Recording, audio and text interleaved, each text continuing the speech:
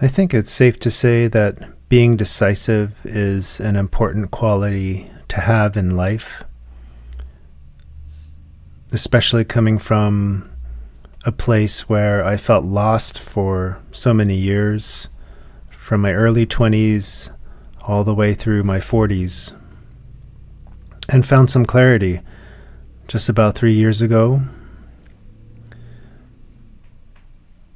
During this time, I was able to strengthen my connection with my intuition through different habits that I acquired, including this meditation technique, and learn that it was able to enhance and strengthen so many different aspects of who I was, from decisiveness to creativity. But during this session, I just kind of wanted to talk about decisiveness and some of the benefits that surround being more action-oriented and able to make decisions with more efficiency in your life. And one of the ways I like looking at it is that your experience or your life is made up of first decisions. So if we start with your intuition giving you a nudge, it can, and most times leads to, some form of a decision that you move forward with. So the intuition nudges you to make a decision, and that decision is a creative act. It generates a landscape or a new landscape in front of you, a new context. And from there, you kind of approach it in a fresh and a new way as well.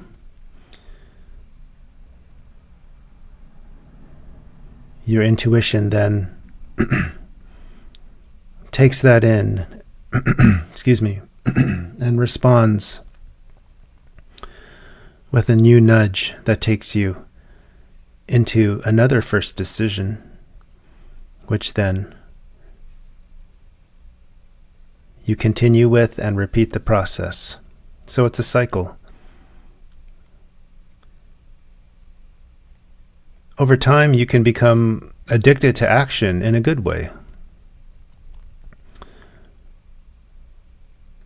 I think for most people, the reward comes from completing something. And while that still holds true,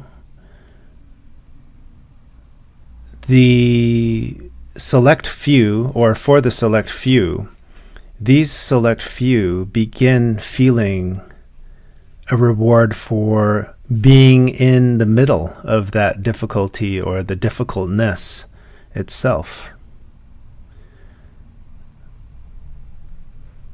I remember hearing Mike Tyson recently in a few interviews how he talked about his first trainer, Cus D'Amato, talking about how you do the thing that you hate to do and learn to love it. And I think that this was very meaningful.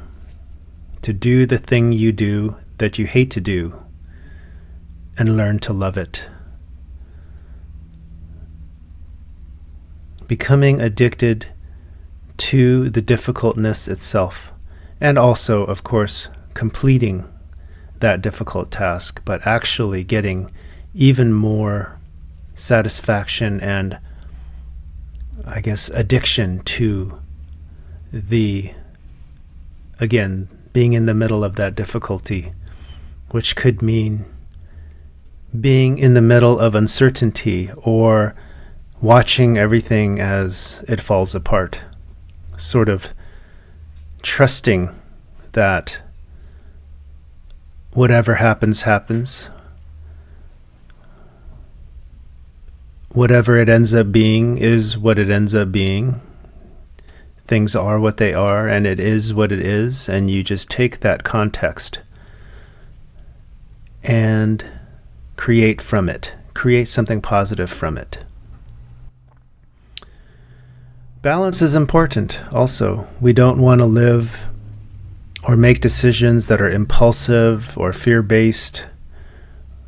We try to balance intuition with intellect. And these aren't separate zones within ourselves. Everything is integrated, I think, and connected. Yes, balance. We don't want to sort of steamroll through our life like a juggernaut. It's important to use our intellect, our powers of analysis and self-reflection, to weigh and to consider, and to do so in a decisive way as well. We can be both decisive and reflective. And I think this means ultimately is not overthinking, not getting bogged down by too much analysis, taking a reasonable amount of time when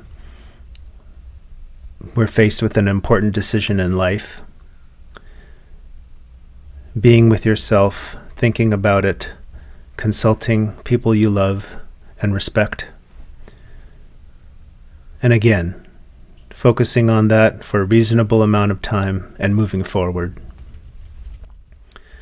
I like the analogy of different roads, namely how all roads lead to good things if you live your life in this balanced way as a decisive person,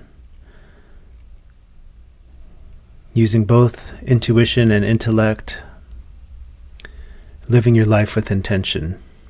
They all lead to good outcomes. And of course we will be we will be faced with many challenges on those roads. They might be oil slicks or construction blocks. They might be giant potholes. And sometimes we might even have to double back and go down a different road or find a different road. This reminds me of another analogy, which is using a compass versus a map.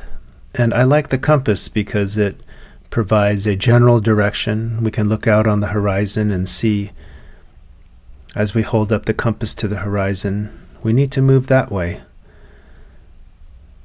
And unlike a map, there's less detail in what lay in front of us. And so there's always room for discovery and surprise, experimentation. And again, we can always hold that compass up, look over at the horizon, and see that we're on the right track. We're headed toward our destination.